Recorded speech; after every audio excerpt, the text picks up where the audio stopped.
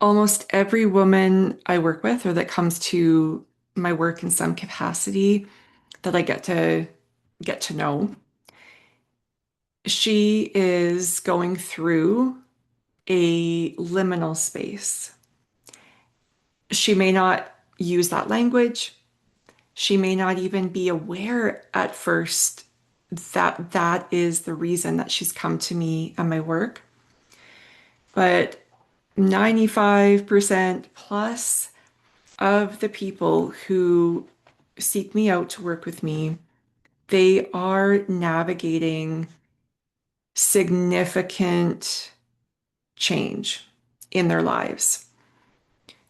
I was thinking this morning about going through another season of recalibration myself or of change and recalibration and how I feel like I'm talking about it all the time. Not this change, but just change in general. And I don't know, it made me chuckle and just it just stands out to me this morning how much life is just constantly changing. We're constantly moving through cycles and seasons. It doesn't always feel like that because some of them are more subtle. Some of them don't shake up our whole lives, right? So they're not always as noticeable, and we ride the wave of them with much more ease. But in a long life, we do also go through many significant life transitions or life changes, including these important liminal spaces that take us from what was into what's coming. And I want to talk about that today. This is something that I have wanted to talk about on the podcast for quite a while, and there were just other things that needed to take precedence. But one of the reasons that I really want to talk about this today is that, again, this is something that we all need to understand. And when we normalize something, we tend to decrease fear, stress around it, and also self-judgment. It is a really important part of my work. It's a part of my work too that I, I mean, I love. It's deep, rich, rewarding work. And it's not that I planned that was going to be, one of the reasons that people come to me. That happened organically, but in that work, I I just find it incredibly beautiful to come alongside another person as they, learn how to love and trust themselves and step into the uncertainty, the murky waters of change, and learn how to learn how to take good care of themselves in that place of deep discomfort and persist. And then the beauty of, the joy of, and the freedom that I witness in them as they find themselves emerging on the other side. So they step into those seasons often stressed, overwhelmed, afraid.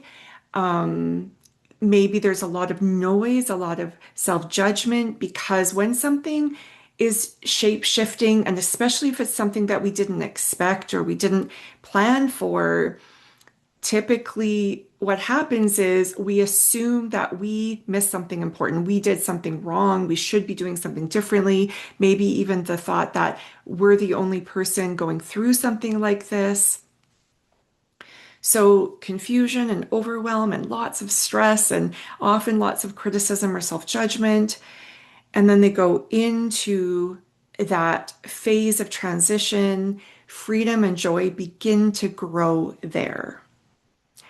That is one of the most remarkable, beautiful things that I have learned about life is that in those places that feel tumultuous, they feel like upheaval, they are not, that's not how we want our life to feel or we want it to feel in our bodies. But that is really where freedom and joy begin to grow like never before. And so I see that spark happen in a person when I'm working with them as they start to realize that they are in this phase, this process of transformation. They are in this process and they can still feel anxious or afraid some of the time, but also they start to get glimpses of something new, of a new possibility. And that becomes stronger and stronger. They start to re envision who they are and what is possible for their lives, not after they're through all the murkiness, but in the thick of it. And then they get closer and closer, and they do the work that is important at that end of transition before they step into the new season. So okay, so I was thinking about this, and this is not a new idea. Change is constant. Change is just one of those few things that we can count on. But we all resist change. Even those of us who, I say us, but really those of you who love adventure, love newness, you're always seeking it even. I bet that there are parts of your life that you depend upon the stability in order for you to be able to go step into the adventure of life. It's a human thing. We crave it. Our brains want it. Our bodies want it. We want stability and certainty in order to create a felt sense of safety. Yet, as I mentioned, we're all always changing. Our bodies are constantly changing. We're constantly moving through different cycles and seasons. Just like if you look out your window, we're shifting constantly, right, through cycles or seasons of the year. And inwardly, we're constantly shifting as well. One of the easiest ways to see this is, well, nature is a good one, that looking outside your window and attuning to the sights and sounds and smells and everything as different seasons come and go. That's a really good way to anchor into kind of this almost to find stability, but also wisdom in nature, wisdom that helps you when you're going through these internal shifts or external shifts, as the case may be. Another thing that I find helpful is because I was a parent, I can look back and think of when my kids were younger in particular, and think about how so often, at least so in my life, I would see this with my kids. So often I would see, oh, they're not quite ready for something yet. And especially in the younger years, and especially like with your first or second, you read the books and you look for milestones and you're watching and comparing, wanting your kid to kind of meet those milestones. And there can be these markers where it's like you think they should be ready for something soon and they're not quite there yet. Give it, 3 months or 6 months, and all of a sudden it's like, oh, okay, they've reached that milestone and they've moved on. Or I would see this like with my son, for example, where he hated swimming, he just resisted it. And then 6 months later, it was like fine. He could go do the lessons without any angst. Or when he was learning to read and it was just so effortful. And I realized, oh, he's not ready. And I just laid that aside, gave it 6 months. All of a sudden, he learned to read with ease.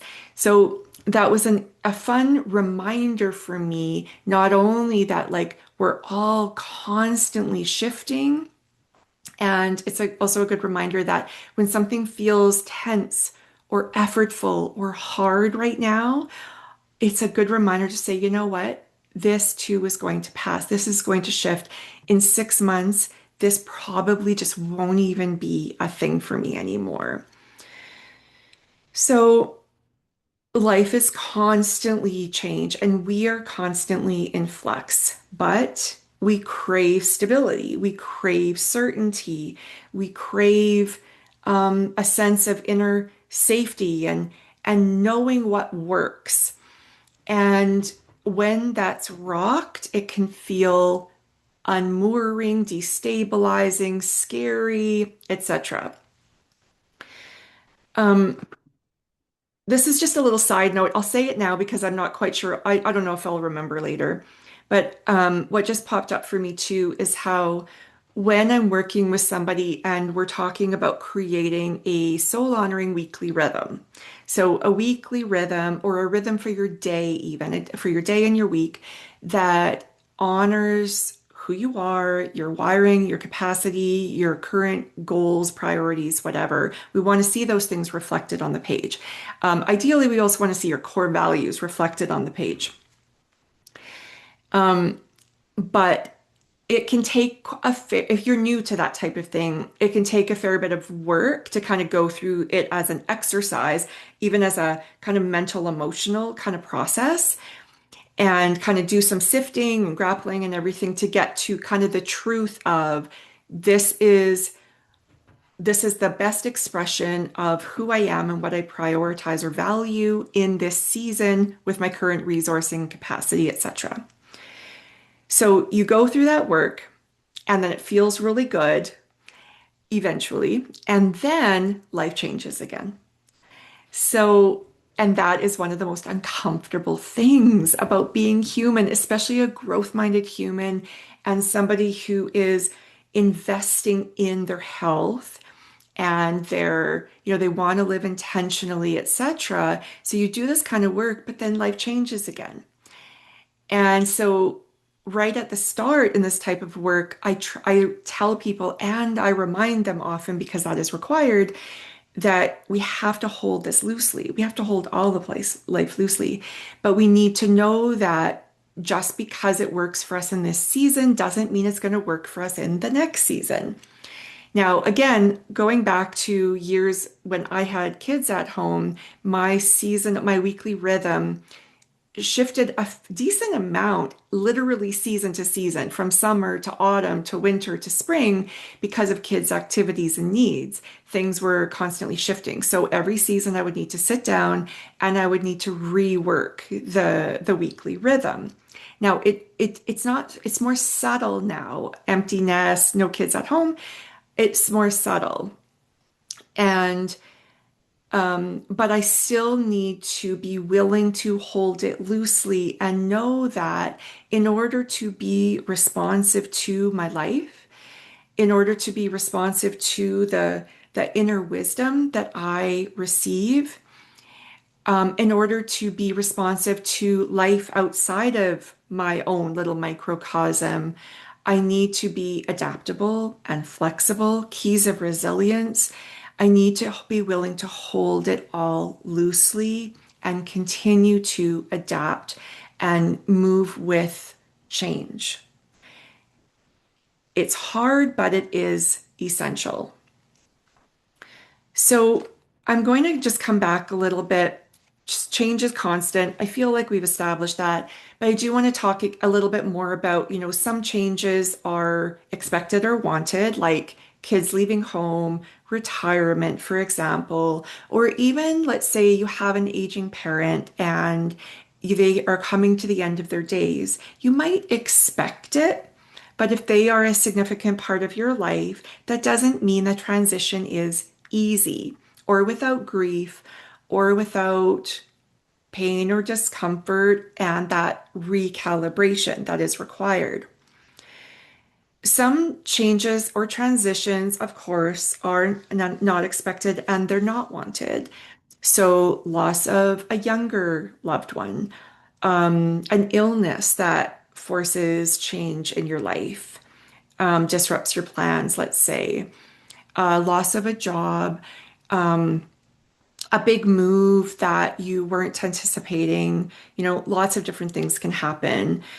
And it is helpful to think about this. And just like if we talk about trauma, big T, little t trauma, we can think about big C, little c change as well. That big little c change is just that constant like ebb and flow of life, the constant shifting with cycles and seasons, beginnings, endings and new beginnings, but ones that do not necessitate radical change or force or act as a catalyst for radical change, they're kind of, for the most part, they're happening in the background and they require a little bit of attention and energy.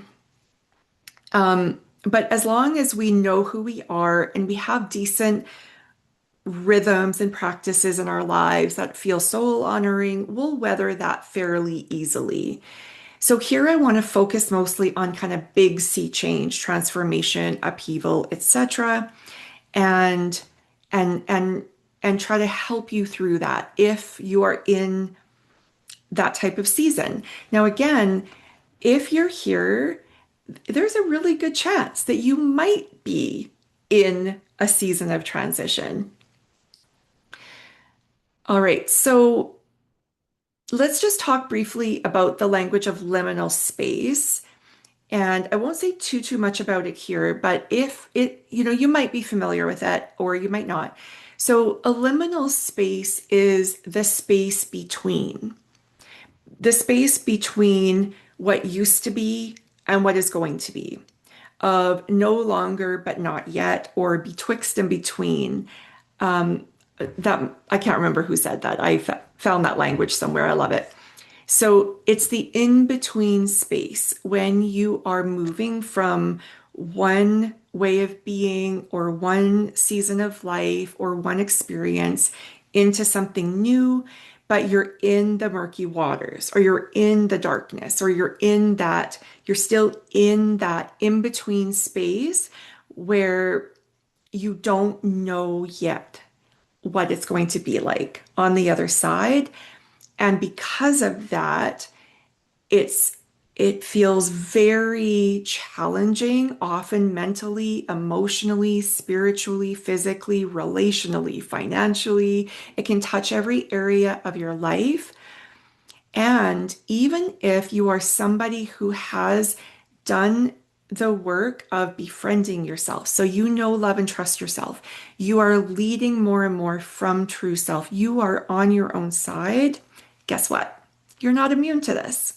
You're still human and you are still growing and evolving. And you too will go through these liminal spaces, and it can feel just as unmooring and destabilizing as it ever did.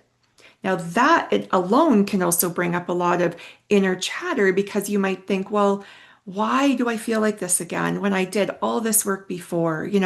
I've expanded my capacity. I've learned how to love myself in every situation. Why am I feeling like this now?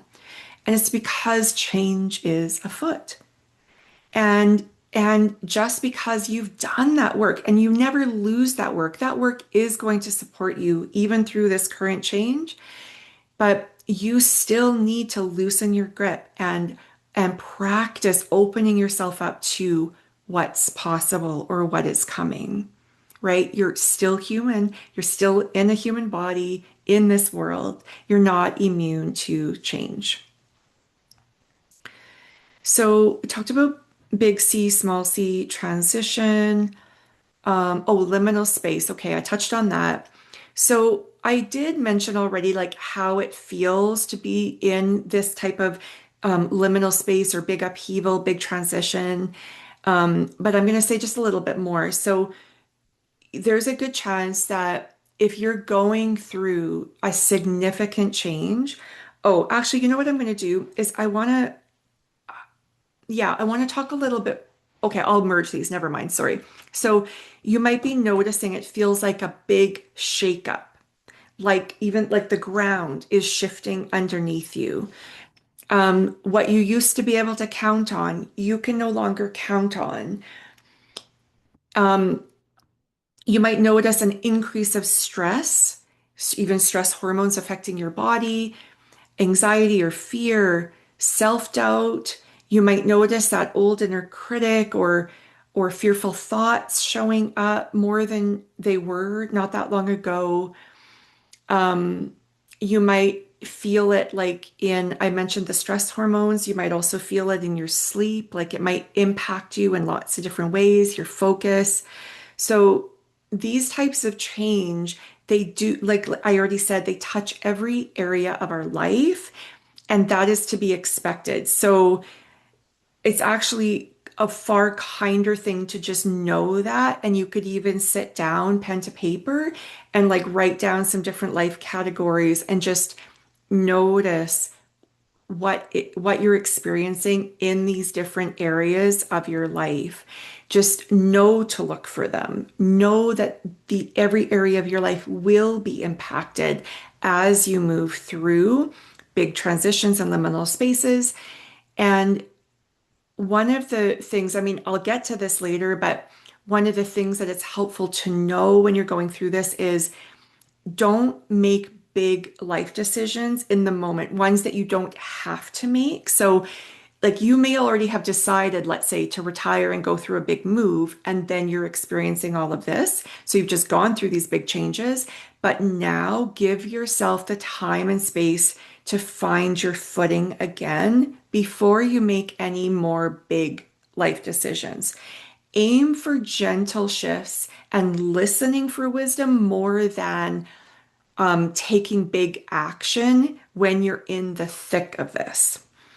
Okay, so if you, let's say that you came to work with me because you're going through a big change, you might think, well, of course, I'm looking for change. I'm looking to take action, right? Because you've asked for support. But I would still help you. This work is more about staying connected to yourself, listening for wisdom, doing the work of putting down deep roots, really building your self-compassion practice, learning to hear your inner voice, etc. That those are forms of action that you will be practicing in this season. But other things that involve like your marriage or financial decisions or vocational decisions and stuff, we don't, this isn't the time to act yet. Not when you're in the thick of it. That time will come, but this work is preparatory. It is essential. And if you try to bypass, you try to rush through because it's so uncomfortable and you're just like, I just want the answers, that will not go well. So it can feel like that big shakeup, loss of what's familiar, internal changing, external changing. It could be a big identity shift. So often this type of shift does accompany an identity shift. And really all that means is you as a human are evolving, you're becoming. In my work, we're focused mostly on becoming your true self. So shedding what isn't true self in order to live from true self, lead your life from true self more and more. But even within that process, we're going to have many identity shifts that often are unexpected. You can't, you can't predict most of these. And I think that's part of the kind of cool beauty of life, but it's also a challenging part of life.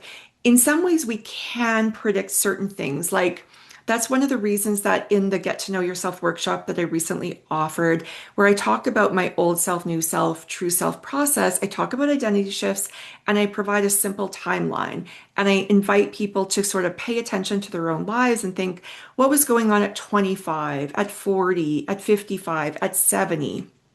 And then the in between spaces, 7 or 8 years in between each of those, because typically we will see that there was change afoot at those times. And so in that way, we can scan for change that is typically kind of happening in a life. Okay, so that's just like part of human becoming or being. But I lost my train of thought. Hold on. We're talking about predicting that and not predicting. Yeah. But then also, no matter what, life brings new things to our doorstep. We meet unexpected opportunities or challenges. And that's one of the reasons why it's important for us to be resourced, to fill ourselves up, to build stabilizing routines, to, build the practice of self-compassion before the upheaval hits. Sometimes we learn it in upheaval because that's where we are able to do this type of work. But then from then on, we want to like continue to reinforce those healthy habits and that keep us steady so that when the next unexpected thing arises, we are resourced, we have capacity to meet it. So another way that this can look interestingly is that there's nothing on the surface that seems to be really changing too much.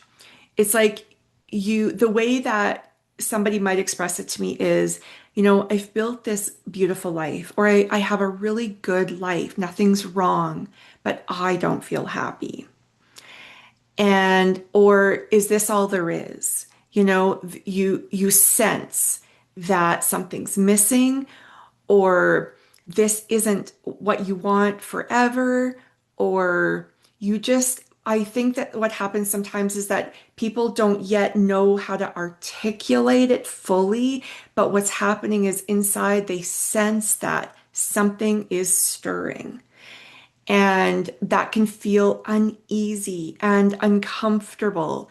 And they might judge themselves also because, looking around their lives, they're like, why would I feel this way when everything looks good, right? But there is this stirring inside. And that is the signal that you're entering into a big transition. In this case, it might be primarily an internal transition. But again, when we go into these deep waters, it will touch every area of our life. So, okay, let's move on. One of the things that happens when we're going through a liminal space, whether you're on the cusp, your toes are just barely at the edge, and you're sort of in that sort of sense of stirring or calling you forward, or you've been thrust into a huge life upheaval or change, but here you are in this in-between space. It's natural to want to resist it. The first instinct is typically resist and rail against it. And that's okay. That is just a human response. But it is important to know that resistance is futile and it will prolong the discomfort. So do what you need to do, cry, wail, grieve, you know, swear, do what you need to do, but try to get yourself over to that place of you don't have to be happy about it, but a place of willingness or surrender, a place of, okay, here I am. I'm afraid, but I'm willing to do this. I'm willing to say yes to what's ahead. We need to get to that place. Now, it takes different amounts of time for different people in different life seasons, but eventually we all need to get to that place because only there can the real work begin. So, resistance may show up again and again, even once we've said yes to the work at hand. And that's okay. That's different from the initial kind of resistance, the big kind of bumping up against reality. And just like if you forgive, let's say you forgive yourself or you forgive somebody else once and for all, so to speak, you're going to have those echoes show up, those reminders of the pain or the whatever that had happened, right? So it's not like you have to go right back to that, all of that initial work. It's just like you need to see it, witness it, and lay it down again. Just release again, release over and over as often as needed. So resistance isn't going to help. So if you are in a big life transition, one of the things that you might notice is that even if you've bravely you've taken action, you've stepped into something new, or you've opened your heart to the work in front of you, you may catch yourself trying to hold on to remnants of what was, remnants of who you used to be or how life used to work, look or feel. And and I think that I was just checking myself to say, do I believe this is true? Yes, I think I do. Think that we need to, every time we notice ourselves grasping, I think that's a fearful thing that's largely rooted in fear. It's hard to believe that we can trust that there is good ahead. It's hard to believe, or it's hard to trust that we're going to even have capacity for what is next. And that's largely holding on out of fear. And so, whenever we notice that type of like holding on, attachment, or grasping, at the very least, bring compassion always to whatever you're feeling and noticing, and try to just soften the grip. If you can't loosen the grip like entirely, just soften it a little bit and try to comfort yourself, speak to yourself kindly, and remind yourself that those good things that you're afraid to let go of, once upon a time, they didn't exist. Once upon a time, you had to trust that that was possible for you, or you had to just take the next step, not knowing for sure if you would achieve that dream or create that beautiful experience in your life. That was foreign too. That was once upon a time, you couldn't see that yet. So you have evidence in your life, probably ample evidence, that you have gone through this type of experience before and you couldn't see for sure what was coming. And maybe you didn't even believe it was entirely possible for you. And you didn't think you had the bravery or the wisdom or the strength required to experience or do or be or create or have the thing that you now are holding tightly to. You have evidence that you have gone through big transitions before, and you have experienced probably more beauty and more freedom than you even thought or knew was possible for you. So you can believe that now also. You can trust that there is good ahead. Chances are there is so much more freedom and joy ahead. You just can't see it. You're having trouble yet at this point, from this vantage point, you just can't see it for sure. And if you are somebody like me and you do have a strong vision for your life and for your work, going through this type of transition, it's still really hard to believe in that when you're going through these murky waters. But you can try. You can literally just set aside time to imagine, re-envision or imagine what it is that you're wanting or creating.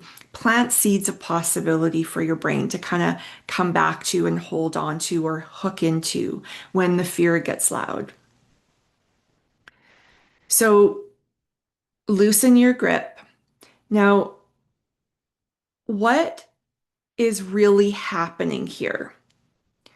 When we're going through these big transitions, now sometimes, it might be like the death of a loved one, like a child, let's say.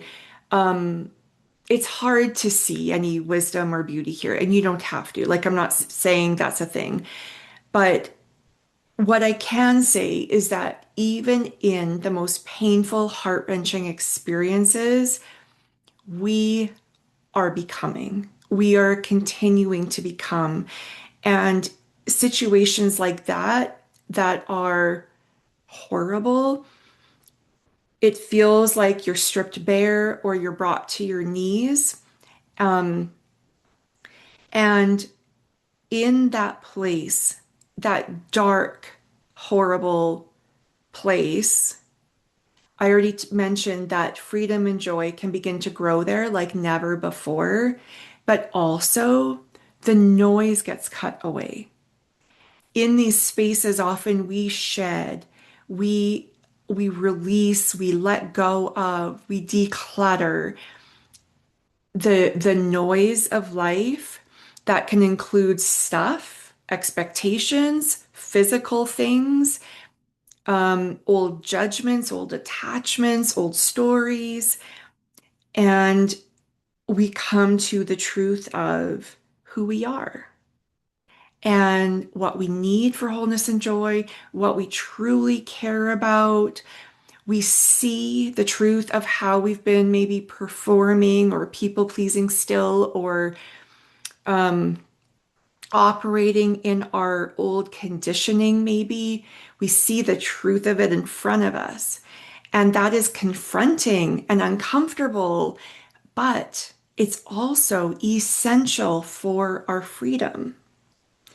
So, in these spaces, whatever brought us here, whether it was intentional or not, whether it was, it's something heart-wrenching or just even a happy transition, but it's bringing us into this uncomfortable, unmooring place. What's happening here is that we're coming to the end of a really significant season of life, and we're doing the work in order to birth something new. Maybe we are the something new, a new identity. Maybe the something new is a new lifestyle, a new dream, a new business, a new relationship. But it's an ending and a new beginning. But we have to go into that liminal space, the in between space, the no longer but not yet first.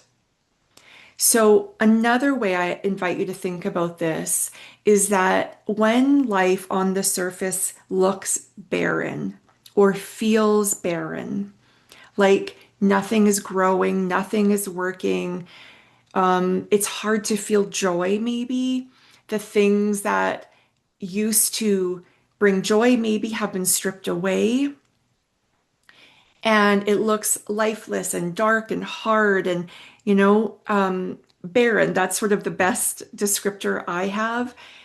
But what is happening is below the surface, you are putting down deep, hardy roots. You are putting down the roots that you will need for the next season of your life. Good, important, healthy things are happening below the surface. You are transforming. You are maybe dissolving and then transforming. The old story has come to an end, and now you are becoming the person who can step into a new story. You may be literally laying the foundation of health for the next season of your life. But the key here is when everything else looks dark and barren, your brain may say it's hopeless. Everything's gone. Everything's broken. Nothing is working. How is it ever going to become something beautiful? But you can know that in these seasons, important life is happening. Things are stirring, things are happening and transforming, and we're putting down deep roots below the surface. I have experienced this so many times that I know this is true. And also, right now, I am in one of these liminal spaces and I don't particularly like it. It's uncomfortable, but it helps me to know I have been here before. I know what is happening. So when we try to outrun or bypass or override the work of this season, it's not going to work. Sometimes we get away with that in certain situations, but not big transitions like this, because the work that is required is simply required for your health, for your joy, for your stability, for your freedom, for the expression of true self. There is no shortcut. You have to do this work. So if you try to resist it, if you try to outrun it, you numb yourself so that you can't feel it. you'll just stay here longer.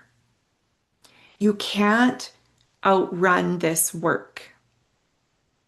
If you can stagnate, you can decide that you don't want to go any further or you're not ready to go further and set up camp, but you can't bypass the work of winter, so to speak, or these liminal spaces in between big life changes or big identity shifts, or when you've been thrust into a season of deep grief, for example.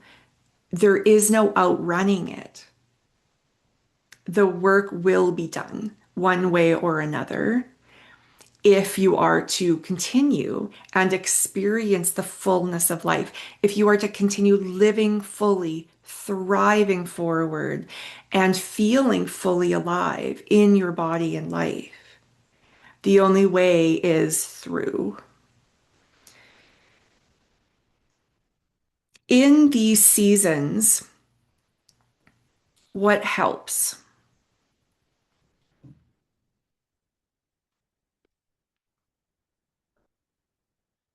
One thing first is just knowing that you're in an important season and nothing is wrong. Everything might be in flux and uncomfortable, but nothing is like bad or wrong per se. Now, there may be circumstances that aren't as you want them to be because again, they are in flux. And that can bring up a lot of emotion, a lot of different thoughts. So that's hard. But if we step back and we look at kind of the big picture, this is as it should be, and that may bring you some comfort. We need people. You need people in your corner, in your circle. These big transitions are best navigated in compassionate and brave and growth-minded community of some kind. I do not recommend going it alone. Community can look so many different ways. It can be a coach, it can be your trauma therapist, it can be your couple best friends and your dog, it can be your walks in nature, it can be your faith community, it can be, your kids, it can be all sorts of different pieces that form your circle of support and connection. But you need at least one person that you can be completely honest with and practice receiving support in this season. Like, highly, highly recommend that this is a time to invest in your health. This is an investment in your mental, emotional, physical, spiritual well-being, not only in the short term, but actually in the long term. So highly recommend that this is the time that you look at who can hold space for you, who is a safe person that you can be completely honest with. Ideally, they have some experience or wisdom in navigating seasons like this.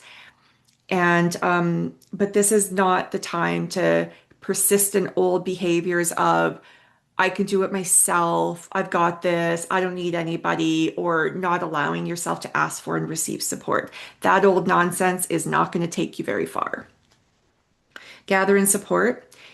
Now, another thing that will help is do not defer joy. Now, I mentioned that in seasons of big transition, even ones that you want, even ones that you know are going to be for your good, eventually, it can be harder to access joy or happiness. I don't think those are the same thing, but even just feelings of peace or contentment or enjoying your life, it can be harder to access those things because often it's those stabilizing rhythms and routines, the stabilizing factors of our life that free up space, mental, emotional space, let's say, for you to be able to do things that light you up, fill you up, make you, laugh, etc. So if those stabilizing things are removed, now you are expending tremendous energy on just going through your day. And another little side note, it's like how when we're going through the menopause transition, the upheaval is tremendous and it impacts every area of our life. Now, people sometimes want to downplay that or ignore it or think that, even just taking HRT is going to resolve all of that. It isn't. HRT can help us. I'm grateful for HRT, but it doesn't do this work for us. That's like thinking that you can bypass the work of this season. You can't. Like, use what you need to sleep and get out of bed and move your body and all the things. But don't believe that that means that you don't have this deep inner work to do. You are changing. And you're going through tremendous change, and this is an opportunity for an increase of freedom and joy and being your true self and being on your own side like never before. We don't want to miss this. So even if it's hard to access the things that used to just feel joyful or happy or fill us up, light us up, we need to try. We need to persist. We might need to lower the bar, though. We might need to rethink how we could approach certain things. We might need way more rest than we did before. And likely you will, like in seasons like this, you will. I'll just say you, it's not likely, it is a fact. You do need more rest, far more rest, more spaciousness, more quiet, so you can hear yourself think. You can hear your inner voice and wisdom, but also you need ways to shut off the brain. That's a form of rest too, is to get out of, especially if, those thoughts are kind of like more fearful, you need ways to just like soothe and also to kind of turn off the thinking brain sometimes. Sometimes that, we can do that in nature. Sometimes we do that by watching a show, reading fiction, being with another person, having conversation, whatever it is, healthy ways to also like not always be in the thoughts of like, oh no, what's coming and what do I have to do next and all the things. So don't defer joy. And I'm going to challenge you gently today that, and I'm doing this for myself, just so you know, is that this this is the time for us to work at not only scanning for the beauty and the joy and the pleasure in our ordinary days, so doubling down on the practices like morning and evening gratitude, for example. I've talked with different clients and in my Brave and Beautiful community about a receive list, having a receive list where you just every day, whenever you receive something lovely, it could be a compliment, it could be like a free coffee, it could be an unexpected check, it could be a kind word, it could be a birthday gift, like whatever it is, you receive that, you write it down because right now is the time where you really need to help your brain and your heart see all the good stuff in your life. But in addition, this is the time to you just keep trying. Get the stack of library books, get your butt into nature, connect with people, do watch a show that makes you laugh. Like you just keep doing the next right thing to the best of your ability that supports your wholeness and joy, even when it doesn't come easily, when it feels a bit like forced, because it is, because you have to effort, you have to put effort in right now. That's okay. You just do that because that's an act of love for yourself.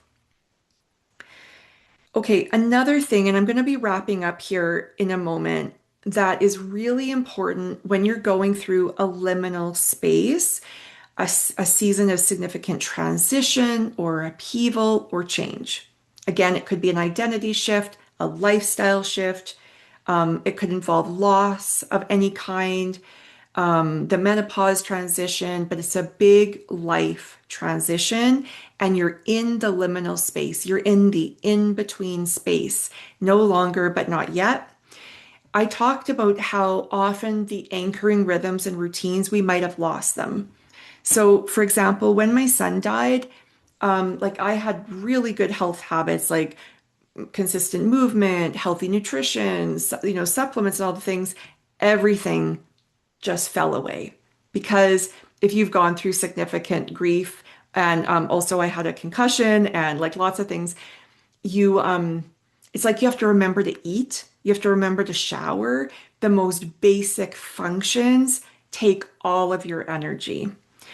When I was early, like menopause, going through that menopause transition, maybe for me, I think like especially right before like the 1 year mark where I was officially postmenopause, I was working from bed.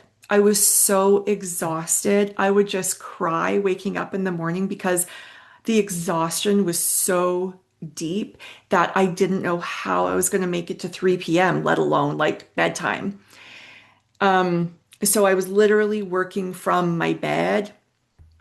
And what did I want to say about that? Loss of routine. Oh, yeah, yeah, yeah. So it's like starting again. So it's like the things that were so organic and second nature all of a sudden are just like hard or effortful, or we just literally can't even remember to do them anymore. So be really gentle on yourself, okay? But this is a time to, come back to basics. So again, this is not the time to say it's too hard, I can't do any of this. Instead, it's the time to say, I need to simplify this down to the essentials. What are the core essentials that when I do this thing, it makes everything else simpler and easier? So, writing down on a sticky note, for example, these are my basics, and these are the things that I will put energy into before anything else in order to just fill myself up and be strong enough or healthy enough or have enough capacity to meet life in this season. So, I always have, if you're familiar with the Pareto principle, I'm not going to talk about it, but just in case you're familiar with it already, I always know my 20/80, like my key things that are my focus. And that's the way I think of it is like if I do these things, everything else in my life either works better or these things make everything else easier. So I know like in this season, I just changed mine. I think they were pretty stable for the past few years, but I have my new 20/80, like three things that are my focus. And the top one is fill myself up. So tightening up health habits, work cutoffs, different boundaries that are life-giving, whatever it is, it's like, shoring up leaks, energetic leaks, whatever it is, that is primary. That is so important right now. And I'm still working. You may still be working. You may have other responsibilities and stuff. But if you crash and burn, everything else stops anyway. So this is the time to fill yourself up. You need to put yourself at the top of your priority list. And this is not about fancy things and like doing more and like whatever. It's about like simplify down to the core essentials. What is most important for you right now? So if you were taking 30 supplements, maybe it's like, what are and you could work with a practitioner to identify like the most important ones if you wanted. This is just an example, but like, what are the most important things for me to focus on right now? So for me personally, right now, it's anything that like lowers stress and, supports my my nervous system or I can't think of the word right now, but like just like it's calming, it helps me be steady in my body so I can think clearly and I can, show up to my life without panic. So, but what are the other basics? So typical, things. Think about your sleep, think about movement, hydration, nutrition, and I would also say that joy and connection are really important. So, and don't isolate because it is, I know for me, that's always my temptation because I have low energy or capacity. Who are your people that you want to stay connected to, make an effort, and what are the things that bring you joy or fill you up, even if they're small? Okay, this is not the time that you're going to be able to come up with like a new weekly rhythm that you can count on for long term, okay? But it's still good to have a weekly rhythm. Like it's still good to know this is the rhythm of my day, this is the rhythm of my week. And but again, know that you're in season of flux right now. So this is not the time to think that you're going to find like a perfect solution or the exact right anything, the system, the practice, anything that is going to like take you with ease into the next season of your life. If you're in the liminal space right now, your job is take really good care of yourself, rest a lot, listen for wisdom. Then when you get to the edge of this, now you're going to start getting glimpses, stronger and stronger and clearer glimpses of what's ahead, how to prepare for that. And you're going to be in a phase of recalibration, essentially like finding your new footing, finding your new rhythm, finding your new normal for, your life or your body in that next season. All right, so let's see. So I would love to know if you are in a liminal space or a season of transition or recalibration. As I mentioned, so many of the women I get to work with are. I am again. And I think I'll end there with a little bit of my experience, as I feel like I'm just constantly going through change, as I said at the start. But this again there's a significant thing happening right now, a shakeup. And I I am stepping into, I believe, like dream number three for my life. At 25, I stepped into dream number one. At 40, I stepped into dream number two. And at 55, I am stepping fully into dream number three for my life. And I believe that I'm laying the foundation, the groundwork for my life and work over the next 15 or 16 years. It feels very uncomfortable um, and I know, and it's very helpful, like I said, to look back and know that, oh, I've been in seasons like this before. Hold on, do the next right thing, take really good care of yourself. And just like I told you, have a lot of spaciousness and keep listening inward. But this isn't the time to try to rush ahead and make big life decisions. It's a time for gentle shifts, shoring up leaks, gentle shifts that are life-giving and soul honoring, and waiting for when it's time to kind of, take action or bigger action.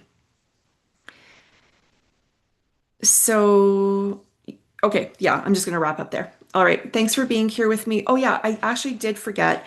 So I'm offering a free 4-day challenge, Quiet the Noise Challenge. I have offered this several times before, and this is a rework.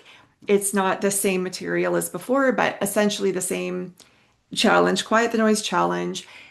We begin on the equinox. We begin September 22 to September 25th.